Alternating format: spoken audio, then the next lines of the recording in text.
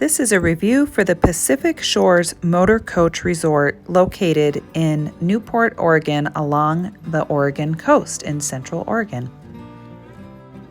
We stayed here over the weekend for the third weekend in September in 2020, so it was during COVID, and there's some considerations because of that, but we'll show you the whole resort and some of the great things that are nearby. As you can see, when you come in, they have a gated entrance, and once you've checked in, you're brought to your site and with an escort that brings you there, and then you have a key card that will let you have in and out access throughout the duration of your stay. You can see there's a lot of different sites, so you can have sites that are further in and closer to the clubhouse, or we had an ocean view site, so we were right along the ocean, and that was one of the reasons that I wanted to stay at this resort, is because I really wanted to be right on the ocean front, and that's a little hard to do when you have a 40-foot RV. It's a little bit easier if you're tent camping or you have a van or something smaller, but for the really large rigs, it's hard to find those spots that give you oceanfront view, and this was really the appeal of this location for us. The site cost us about $160 per night, and they are all individually owned by people, so that might mean that certain ones come up for availability for rent and others maybe are never rented out because the owners are using them. It did look to me like there were maybe some people that leave RVs here and then they come here to visit, but they weren't actually in use during the time that we were here.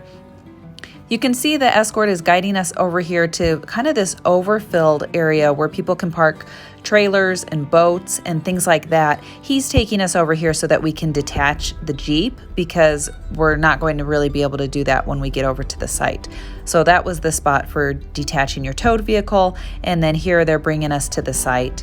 You can see it's really nicely landscaped and very clean and comfortable and really just nice appeal and really beautiful. It's too bad that we were here on such a cloudy and smoky day because it doesn't look super magical here in the video, but I promise some of the other video will really show you how dynamite this place can be.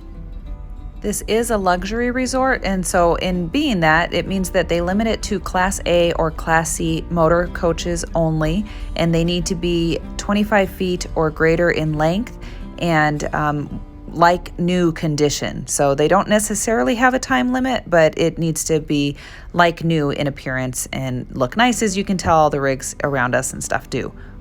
They do not allow for any exception for travel trailers, tow behinds, pop-ups, any of that kind of stuff. So only motor coach.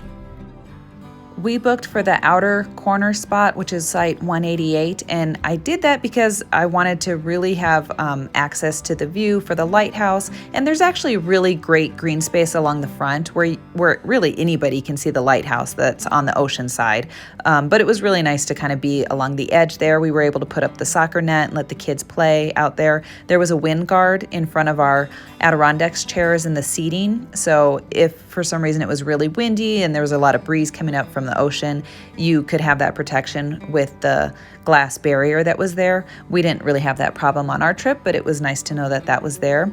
It's a nice concrete level pad. It's really long in width. You can see the 40-foot RV there, and then the Jeep is parked way back, so there's plenty of space there for your RV and your vehicle along with you. And then here is the ocean view and the Quina Bay lighthouse, so you can see the lighthouse right there. You can also see other activity going on in the ocean. We didn't see any whales.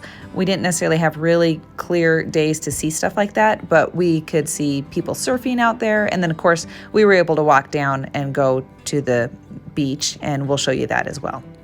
I'm sure it goes without saying there's a 30 and 50 amp hookup and septic at your site. So you have water, septic, electrical, all the things that you would need. Here's us walking from where our site was in the corner up to where the beach access is at. So this beach access is so great because it really makes the beach in this area almost like your own private beach, because we really are at the edge of this bay that comes up to where the Quina Lighthouse is, and there's not beach access from the Lighthouse State Park area. So there's nobody who's walking down there. So we're really it for people who are able to access the beach and walk down here, unless you were way way north of this area and walked a long way. You can see there's a gazebo off to the side. There's a little bit of a pergola over here and a picnic bench. So if you had mobility issues and you didn't want to walk super far, you could kind of stop here and still enjoy the views, and it would be beautiful. We went ahead and hiked all the way down and brought the dog for a run. It is a dog-friendly park, so you can have up to 2 animals with you, and they do need to be on a leash, but they do have a dog park. You can see here where the dogs can be off-leash and run around for a little bit if they have a lot of energy. We just take ours and run around the beach, and that seems to work really well to exhaust her. So this was a little bit further down is where this dog park area is. I think there was another sitting area as well. So if you're kind of making this hike down, and it's a little exhaustive for you, or hiking back up is a little tough, there's some places to sit along the way. And then you can see here we're pretty much coming out onto the beach.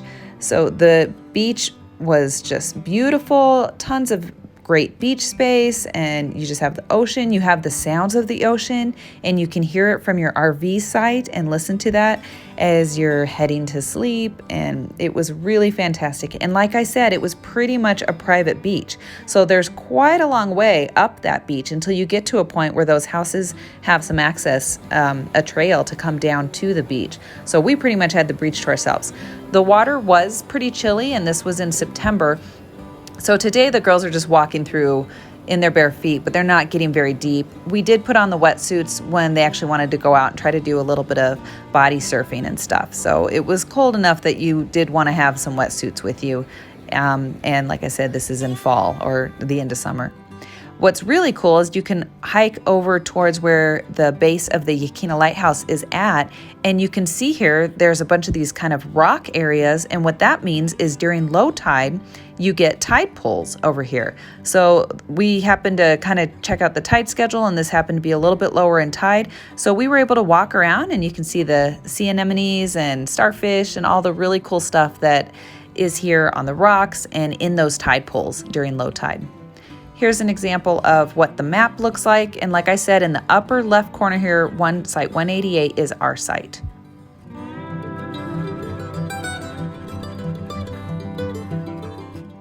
Any of the sites in purple, though, will be oceanfront. So any of those would be good spots if you want to be right there and be able to see the ocean.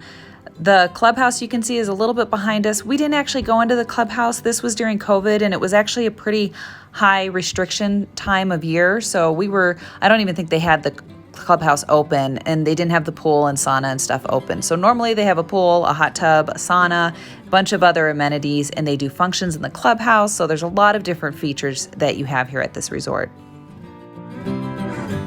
After rain and overcast for the last 4-5 days, I don't know, we are excited to have some sunshine on our face today. Maybe we can actually see some seals and whales. A great thing about this RV park is its location. Newport was really our favorite town of the whole Oregon coast, and we kind of did the whole trek from the northern end coming down from Washington and heading down to Redwoods. So we really like Newport as a town. We're here at, I think, Rocky Beach State Park. There's tons of state parks all along the coast as you're driving down, but one of the things that makes this a great state park is right up there is kind of that Whales Cove or Whales Bay area. We didn't see a whale, but we were hoping for one. But right here you can see where the parking is. We just have our Jeep there, but this was a real big pull through, and you can see there's a big van, RV, actually a bus up there, and you easily could pull your RV here with your tow behind and stop. So if you're doing the drive along the Oregon coast, you can easily stop at this particular state park and be able to see the sights.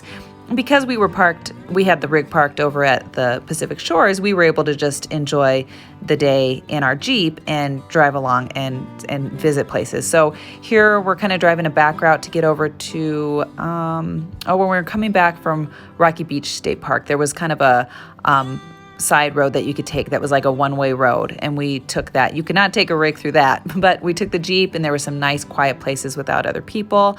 Then we went over to Devil's Punch Bowl, which is what you're seeing here, and I don't know if you can quite see, there's some water that's splashing up at the bottom part. Lots of great cool rock features that are nearby, so tons of different stuff to see. Also, you got to take the time to head into downtown Newport and head over and see the sea lions. They are hilarious. They are loud and crazy. I'll let you hear them here.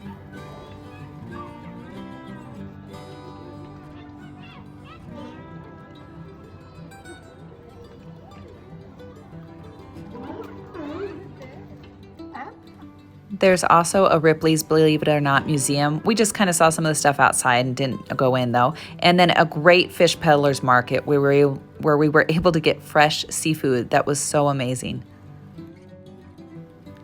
The Quina Bay State Park is worth seeing as well. You definitely want to get a park pass in general for the Oregon State Parks. It was only like $30 and there's so many parks along the coast. You'll want to stop at all of them. We were stopping at a ton of them and there's so many lighthouses to see, so well worth the $30 to just get that parks pass and then you'll have it with you.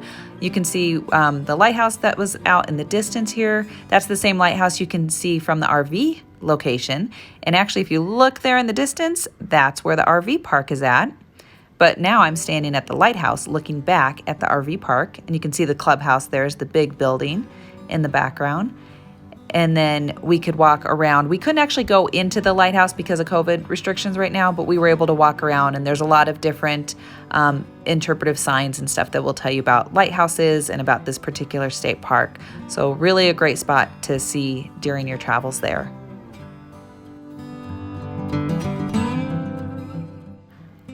I think that's it for some of our highlights on the Pacific Shores Motorcoach Resort and some of the things in Newport that we liked about it. I'll leave you here with the time lapse here of the sunset. If you enjoyed this video, please give it a like, or you can add some comments. Also, you can subscribe to our channel, RV Homeschool. We do different reviews of parks, motor coach parks that we stay at across the country, and we do a lot of travel to national parks and cool other sites like that with our kids, so we have different videos that talk about those things as well. So thank you so much for watching and have safe, wonderful travels.